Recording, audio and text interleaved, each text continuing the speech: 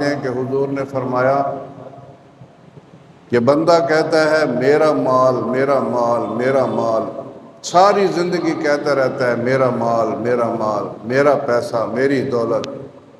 تو حضور فرماتے ہیں اس کا وہ مال ہے جو اس نے کھا لیا ہے، جو اس نے پہن لیا ہے، یا پھر وہ تیسرے نمبر پہ حضور نے فرمایا جو اس نے اللہ کے راستے پہ خرچ کر دیا ہے وہ اس کا مال ہے، یعنی آگے بھیج دیا ہے۔ کسی یتیم مسکین بچی کی شادی کرا دی، کوئی کنواں کھدوا دیا، کوئی نلکا لگوا دیا،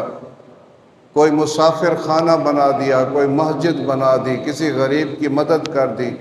اپنے بہن بھائیوں کی مدد کر دی، رشتہ داروں کی، وہ مال اس کا ہے جو اس نے کھا لیا،